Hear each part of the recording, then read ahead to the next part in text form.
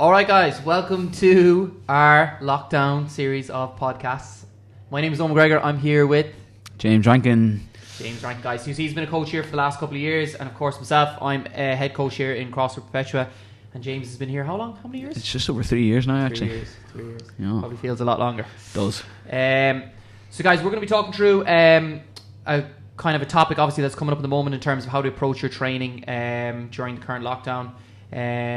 We're discussing a couple of points in terms of options to people that they can't train, how to approach and to plan it, some common mistakes, and also some other little bits thrown in there. So sit back, relax. We're going to be only about 15 or 20 minutes, and let's see how we go. So James, tell me about the current situation. What are we facing at the moment as a gym and as a coach yourself? So at the minute, the gym is closed for the next 6 weeks, according to government guidelines. So people are left with that option of training at home again. As a gym, we try and do an awful lot for them. We offer personal programming, the online live classes, and a few other selections that they can do there. And then obviously as a coach, it just means I'm not coaching one-to-one. Like, that's my main business. So trying to offer my clients as much as possible, whether it's training, nutrition, or any other just support that we can give them.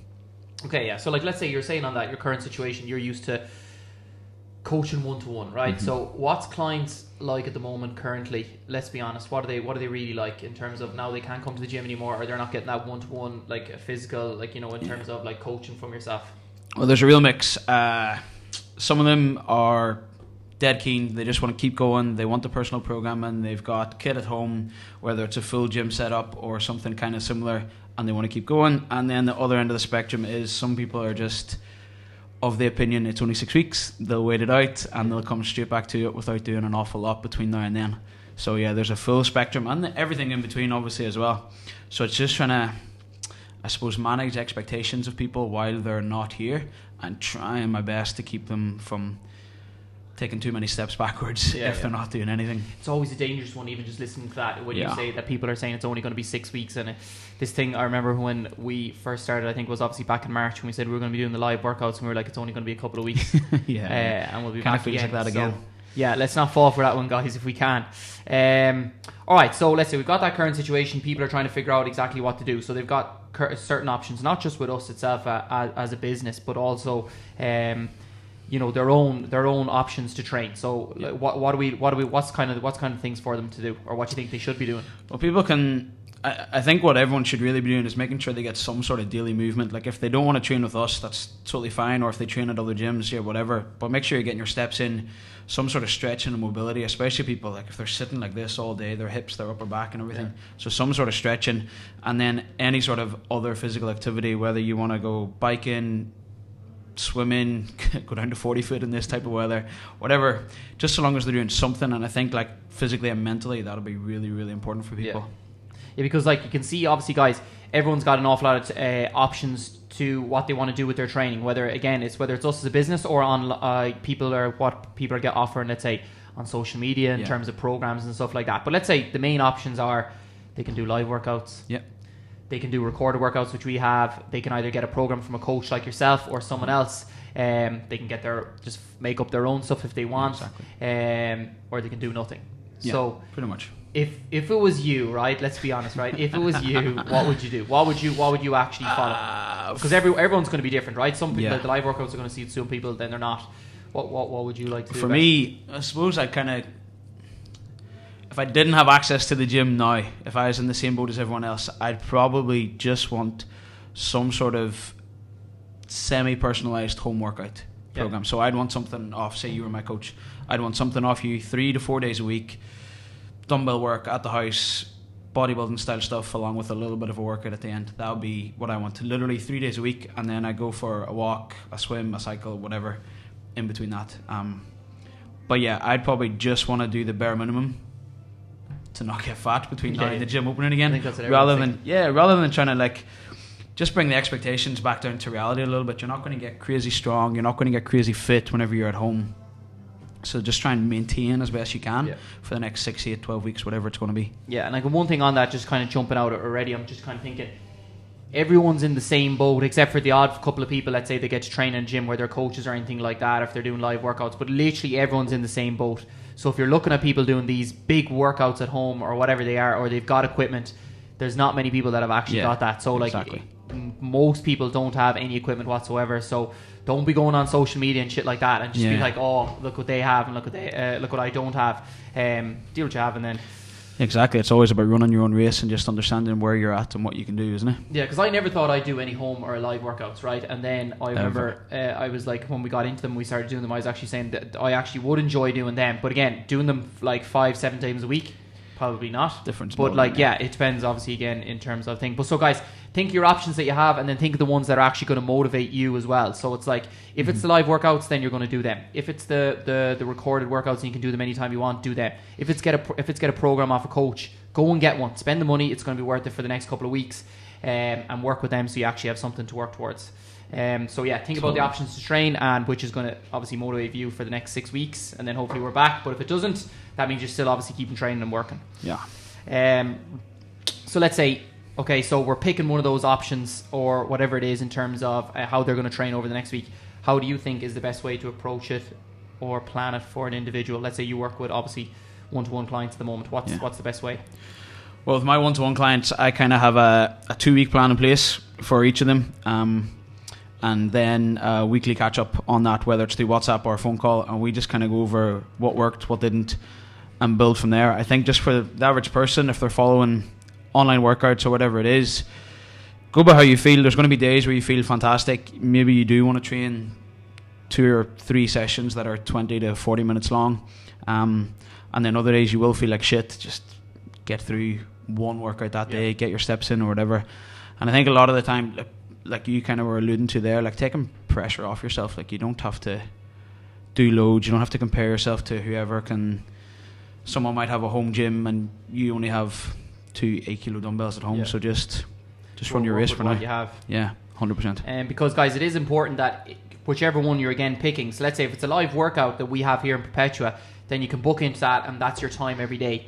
But if you don't have something, whether it's, if let's say if you're working with a coach, so when are you actually going to do the workout? If you don't plan it and don't book it in your diary and say when you're going to actually do it or whatever it is, book it, planning out your day, then it's not going to work. You're going to find some excuse. Everyone's going to do it. I'm going to do it. So make sure you have it in time. Try and keep that routine so it's the same time. So whether it's before work, lunchtime, or evening, and then try and add in more stuff. So if you're like, let's say at home, stuck in the house all day, like speaking to loads of people who are in this situation, they might do their training session in the morning, but it's still a long day in the house, right? Okay, exactly. Which we're fortunate enough sometimes we don't have to do, but still, they need to go out for a walk or just get their steps up, keep their activity up as well, which is super important, guys, in terms of how to approach it and making sure then that you actually stick to it for the next couple of weeks, because as we're going to talk about the next one, which is going to be mistakes that people are going to make. Don't go all out, obviously, in the first week, right? So think about it and plan it out. So yeah, let's go to that next point as well, because I think it's important. Some people might be new to home training, or they might be new to training themselves. Let's say they only picked up training the last couple of months, or they might be a very experienced gym goer. What's the mistakes people are going to make to look out for, guys? One of the big ones we've seen, I suppose, from last time is trying to do everything all at once, all the time. So, like you said there, like get a routine. Train in the morning, lunchtime, or evening time. Pick your thing and then stick to it religiously. Like you don't miss your meetings at work. You don't miss the gym whenever it is open. So same idea. Make sure that you log that in now. Other thing people kind of mistake is thinking that they can't get a good workout in because they haven't got a 40-kilo barbell at home. So you can still get a really good workout in with light dumbbells or just bodyweight. Like we do bodyweight workouts in here all the time as coaches, like on our own. Yeah. So. And you can be pretty wrecked after that. So yeah, I think that's a big one for a lot of people. Yeah, because it like people, I said, will definitely think about that, what people have or what they don't have. But like, let's give an example there, right? So let's say a body weight workout. I don't have a weight at home, but I want to work on whatever it is, my legs or anything like that. What's the things that you would say straight away that would help make that harder, right? So we're thinking about what things like time under tension, tempo, big one. Tempo.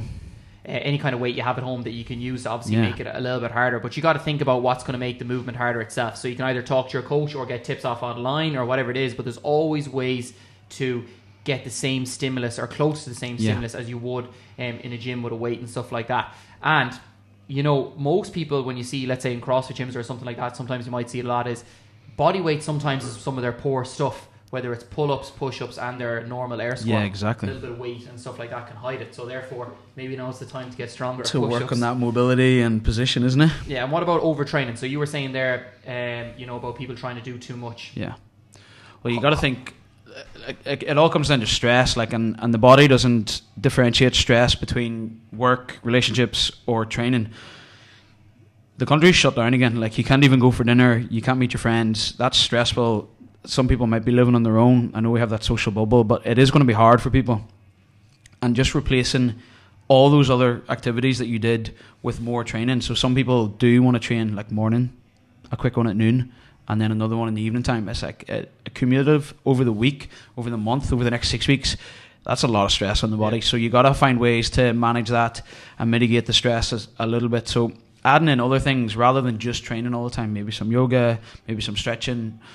I know it's not ideal. Zoom phone calls with the family, just that social interaction. But yeah, not replacing everything you've ever done with training. Yeah, I think that's a big thing. Yeah, because if, like, let's say again, people come into a class, they normally only train for 60 minutes a day. Yeah. That's what your body's used to, along with your normal work routine. So thinking you're going to be all of a sudden training 2 or 3 hours a time with no weights and stuff like that, it's just not gonna. It's not gonna add up. Your body's probably going to burn out. So, guys, let's think about those mistakes in terms of obviously developing a structure. Don't overtrain. You don't need the equipment and stuff like that, but if you plan out and get a little bit of structure in and talk to a coach or your gym, you can still get a good workout in every time you're training. Mm-hmm. Another one you kind of alluded to there in terms of like staying in touch with people, and I think obviously everyone's kind of finding that hard. As I said, the whole country's shut down currently at the moment, so you can't even go for dinner, you can't go for drinks. So what about staying connected with people? What, like, do you feel that's going to be a big element in terms of keeping your training where it needs to be? Yeah, I'd say that's huge, especially for a gym like us and other CrossFit gyms across the country where community is a big aspect of it. Like, people, they're in WhatsApp groups with other members of the gym and that sort of stuff. So keeping that sort of vibe going and keeping each other accountable. So like, even Gigi and Dave are out there training now, like just kind of pushing each other and slagging each other off. And like, if you're the one in the WhatsApp group that hasn't done any training for the past 2 weeks, you're going to feel like you're being held back a little bit. So making sure that you do keep each other accountable, push each other a little bit, I think that'll be huge.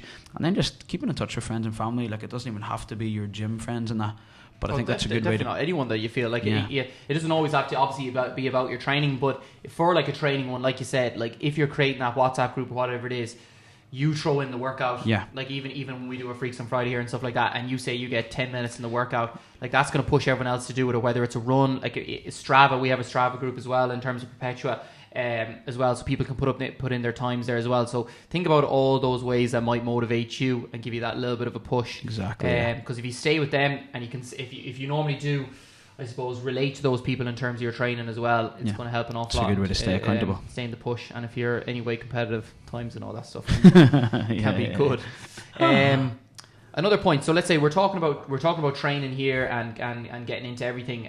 So we're nearly finished here now, guys, on this point. Just to kind of talk through the best ways to do stuff during lockdown. But I think a very important part, and especially coming up to Christmas, I think it's a really good opportunity for everyone to work on their nutrition, yeah, guys, come on, because it's one thing that obviously people, if they are at home more, they're obviously going to snack more, or maybe they don't have access to better things, they're not as busy, therefore the nutrition can slip.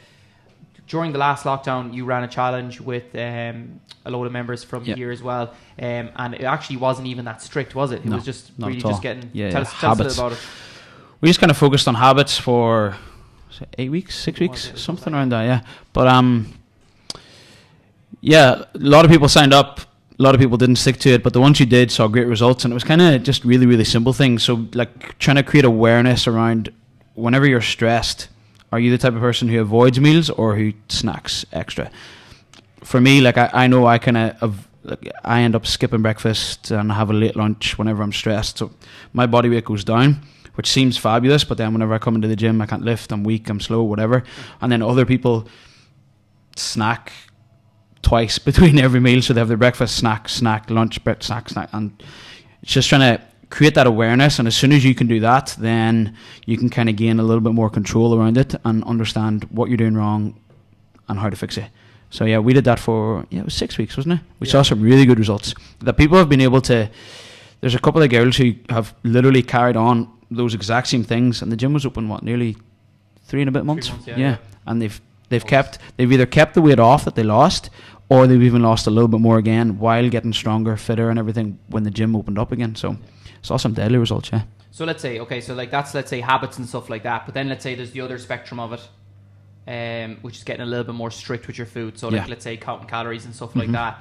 What's the best way of a person at home, never done it before, they download MyFitnessPal or whatever it is, what's the best way of doing it? I think the best way, take 2 weeks, just track everything. Don't worry about your calories, your macros, any of that. Just see what you eat, and then monitor your weight on top of that. So I know some people are dead against it, but weigh yourself maybe every other day just to get a good idea of what it's actually like. Yeah. And then from there, you can see, right, well, I ate 3,000 calories on Saturday and my weight was way up on Monday, and it didn't really come back down on Friday because I was averaging whatever. So that's just a good way for you to literally like compare weight and calories eaten, and then you can adjust from there. And just making a small, say you are gaining a little bit of weight, just dropping your calories daily by 100 to 200 calories a day, so maybe 700 to 1400 calories a week, can help you lose a pound, 2 pounds, 3 pounds. And it's not hard. Like 100 calories is probably, I don't know, half a chocolate bar, like half of a full bar. We've got some in the corner there. I think they're like 260 calories. So imagine half a protein bar a day less. Yeah. And over the course of a week, you end up losing a pound. Yeah, because it might even keep you, as you say, right? So let's say even people like for now to try and develop that habit, it might even help keep them a little bit more occupied when they're at home. Yeah. A little bit of something a little bit more interesting. Structure, yeah, and exactly. if you get that education, like listen, everyone knows Christmas is going to be a write-off for 99.9% of the people, right? Yeah. Okay. So if we can get a little bit of structure and learn how to do it properly from now until December, let's say, everyone enjoys Christmas, comes back January 1st or whatever it is, hopefully we're going to be back open and all's going to be good, then you can follow up on that, because Christmas is going to do a little bit of damage. The same thing for everyone, but at least you actually know yourself what to do. So guys, reach out again to your coach if you're working with one, or reach out to your gym in terms of how it's actually going to help or how it will help you. Or you can just download really simple, like I said, MyFitnessPal. You can put in your age, your age and stuff like that. They'll give you a basic amount of calories that you should be eating every day, and then once, as James said, once you kind of track it for a couple of weeks, you'll get a fair idea of what's going in. But on that one, on the nutrition, just before we finish up, the biggest mistake people are going to make is going to be too strict at the start. Too strict, or try and skip out foods too much. So again, if as James said, if you've got that 2 weeks, just eat like you normally would in some aspects. And track it, and then don't try and change it too quick, because it's only, as James said, 100 calories here and there would make a huge difference. And then if you can slowly bring that down rather than just try and change it all, you're not going to go to a vegetarian and dropping out all the shit in the first day or two. So that will be a big thing as well, guys, in terms of that. Exactly. So guys, we hope you enjoyed our thoughts on in terms of what's happening in the current situation and the lockdown, your options to train, how you should approach it, and the common mistakes. Staying connected with friends and gym friends, so we kind of get a little bit of thing going there, so you can kind of push each other on, and of course then focusing on your nutrition. Guys, thank you very much for listening. Thanks for having us. What's your Instagram handle so people can follow him? It's just changed there today. James.rankin.coach. James.rankin.coach. Guys, thanks very much. Enjoy the rest of your day or evening. Cheers, all.